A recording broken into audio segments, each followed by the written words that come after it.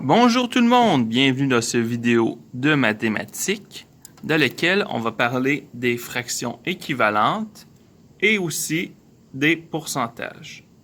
Donc on va commencer par un rappel des fractions. Donc une fraction, qu'est-ce que c'est? C'est un nombre qui est représenté sous la forme de division de deux nombres entiers, le numérateur et le dénominateur. Donc dans mon exemple, j'ai 2 tiers, donc on appelle ça le numérateur, le nombre qui est au-dessus, et on appelle dénominateur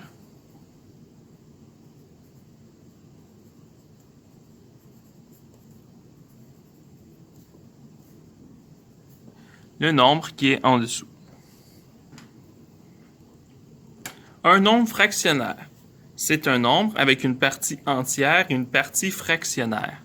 Il est mieux de convertir en fractions pour faire les calculs. Donc ici, j'ai 5 et 2 septièmes. Ça veut dire que j'ai 5 entiers et 2 septièmes. Donc, comment est-ce que je vais convertir ça en fractions? Ma fraction, c'est des septièmes. Donc, mon nombre, il va être sur 7. 5 entiers, 5 fois 7. Plus le 2 que j'avais déjà. Ça va me donner 35 plus 2. J'ai donc 37 sur 7. Ma fraction, c'est 37 septièmes. Donc, j'ai fait 5 entiers fois 7, ça donne 35 septièmes. Et j'ai ajouté les 2 septièmes que j'avais déjà. 12 entiers et 1 tiers. Ma fraction va être sur 3. Donc, je vais à 12 fois 3, auquel j'ajoute 1. 12 entiers fois 3 me donne 36. 36 plus 1, 37 tiers.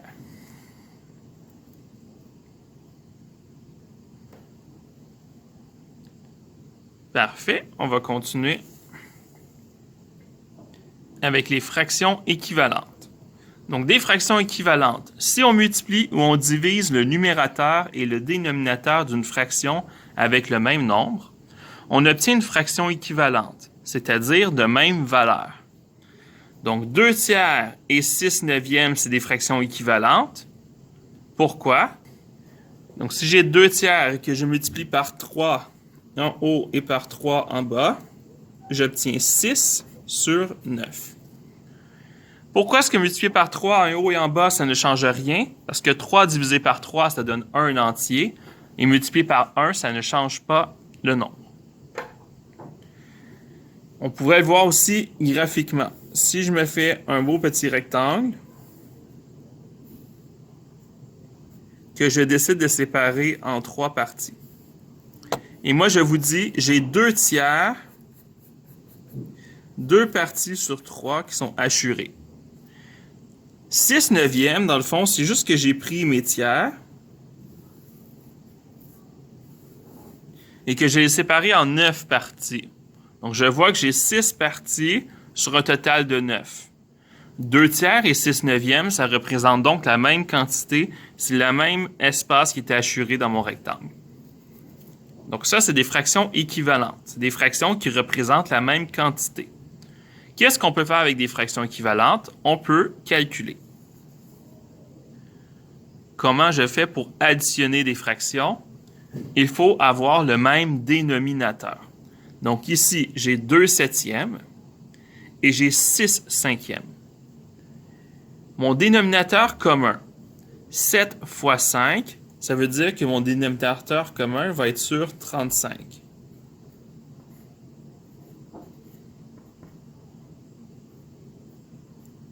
Donc, ce que je fais, je vais simplement multiplier en haut et en bas le numérateur et le dénominateur dans le but d'obtenir la même fraction. Donc ici, 2 septièmes, par combien je dois multiplier pour avoir 35? Je dois multiplier par 5.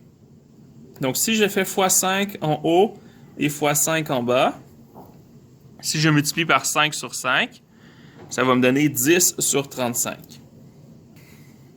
6 cinquièmes, je vais le multiplier par 7 au numérateur et par 7 au dénominateur. Donc, je multiplie par 7 sur 7. Donc, 6 fois 7, ça me donne 42. Et j'ai donc 42 sur 35. Je fais donc l'addition. 10 plus 42, j'obtiens 52 sur 35. Et 52 sur 35, c'est ma réponse finale. Même chose pour le deuxième ici. Avant de faire le calcul, avant de pouvoir additionner, je dois mettre les deux en fraction. Donc, 3 entiers et 1 quart. C'est 3 fois 4, 12, plus 1, 13. J'ai donc 13 quarts, plus 2 entiers et 1 tiers. 2 fois 3, 6. 6 plus 1, 7.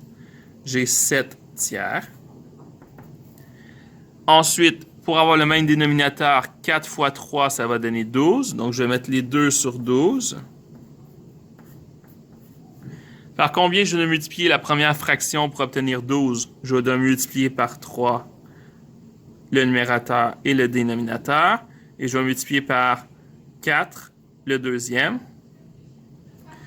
Donc, ça me donne 39 douzièmes. Et 7 fois 4 me donne 28 douzièmes.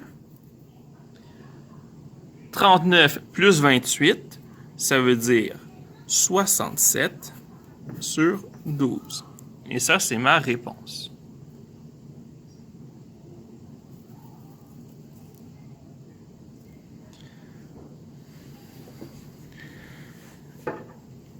Soustraire des fractions. Comment est-ce qu'on fait pour soustraire des fractions?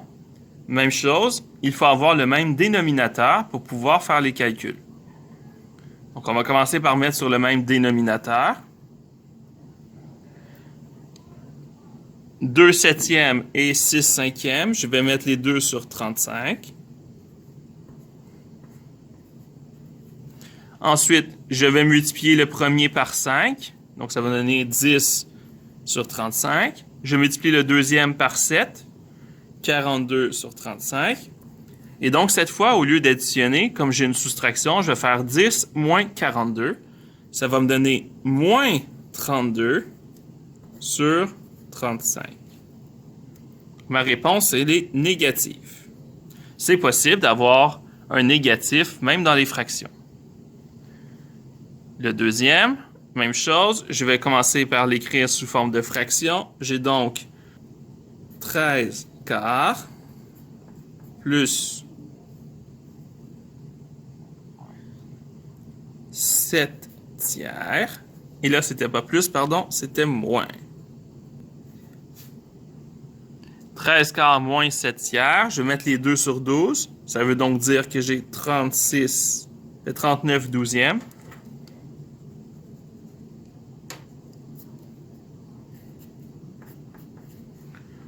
Moins. Je multiplie le deuxième par 4. 28 douzièmes.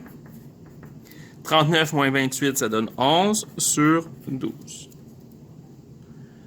Parfait. Maintenant, pour multiplier des fractions, on multiplie le numérateur avec le numérateur et le dénominateur avec le dénominateur. Donc, multiplier des fractions, c'est assez simple. On fait juste simplement multiplier les numérateurs avec les numérateurs, dénominateur avec dénominateur. Donc, je vais faire 2 fois 6. J'obtiens 12. 7 fois 5, j'obtiens 35. Donc, c'est tout simplement 12 sur 35. Pour le deuxième, on a des nombres fractionnaires. On va les convertir en fractions avant de calculer. Donc, 3 et 1 quart, ça donnait 13 quarts, fois 7 tiers. Et donc, cette fois, je vais multiplier 13 fois 7. Et là, c'est là qu'on commence à avoir besoin d'une calculatrice. Je vais aller la chercher.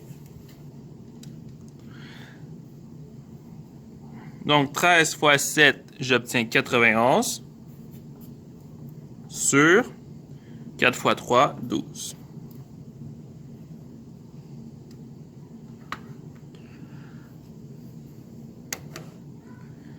Donc, multiplier des fractions, c'est très simple. Je multiplie numérateur avec numérateur, dénominateur avec dénominateur. Je vais faire un dernier exemple avec vous. Moins 1 tiers fois moins 4 septièmes. Qu'est-ce que ça va me donner? Je vais multiplier numérateur avec numérateur, dénominateur avec dénominateur. Moins 1 fois moins 4, ça va donner 4 entiers. 3 fois 7, ça va me donner 21. Un autre exemple avec vous. Moins 2 tiers fois 3 onzièmes. Qu'est-ce que ça va me donner? On pourrait tout simplement simplifier les 3, parce qu'il y a un 3 en bas, un 3 en haut, et que ça me donnerait la réponse moins 2 sur 11. On pourrait déjà faire ça. Que ça me donne la réponse moins 2 onzièmes. Mais, je vais faire toutes les étapes. Moins 2 fois 3, ça donne moins 6. 3 fois 11, ça donne 33. Et là, je vois que je pourrais simplifier en divisant par 3 en haut et en bas. Donc, au fond, quand on a le même nombre en haut et en bas et qu'on fait des multiplications, on peut déjà simplifier ou tout simplement multiplier et simplifier ensuite. Les deux fonctionnent. Maintenant, pour diviser des fractions, on multiplie par l'inverse du diviseur. Donc, on va regarder. 2 septièmes divisé par 6 cinquièmes. Ça veut dire que c'est la même chose que faire 2 septièmes fois 5 sixièmes. J'ai inversé mon diviseur et c'est devenu une multiplication. Et là, ensuite, on continue. J'ai donc 10 sur 42. Je peux simplifier cette fraction. Ça me donne 5 sur 21. Donc, pour diviser les fractions, on multiplie par l'inverse du diviseur.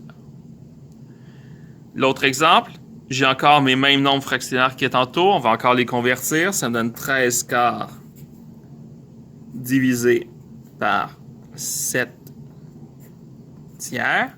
Ça veut donc dire que c'est la même chose que 13 quarts fois 3 septièmes. Donc, si je continue, 13 fois 3, 39, sur 4 fois 7, 28. La réponse, c'est 39 sur 28. Est-ce que je peux simplifier ici? Et je ne crois pas. Non. Je poursuis. Pourcentage.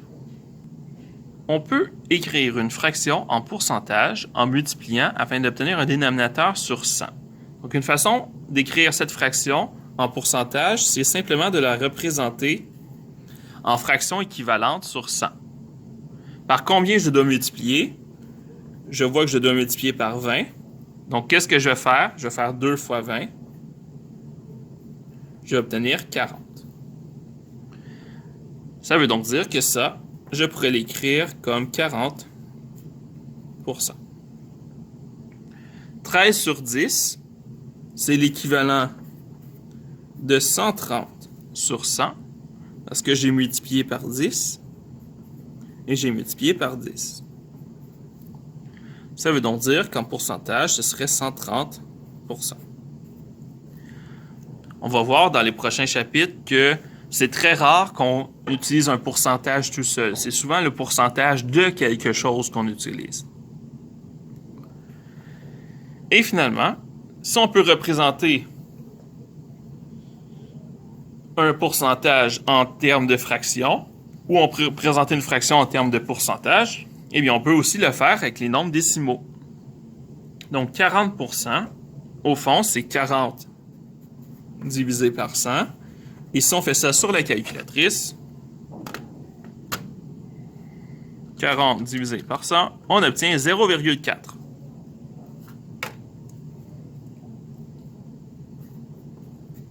Donc, le nombre décimal qui représente 40%, ce serait 0,4. le nombre décimal qui représente 75%, on fait 75 divisé par 100. On obtient 0,75.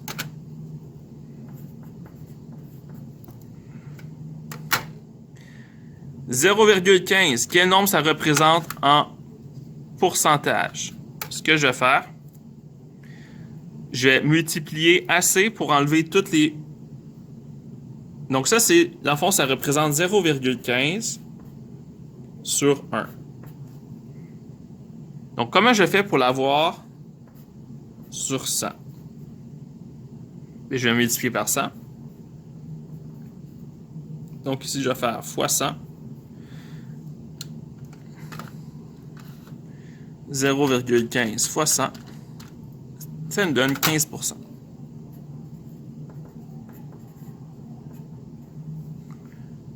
Et le dernier,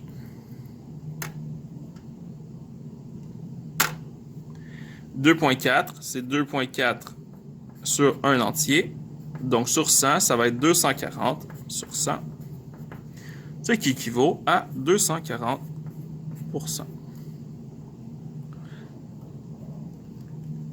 Donc, on va voir comment utiliser ces nombres dans les prochains cours. Sur ce, bonne journée.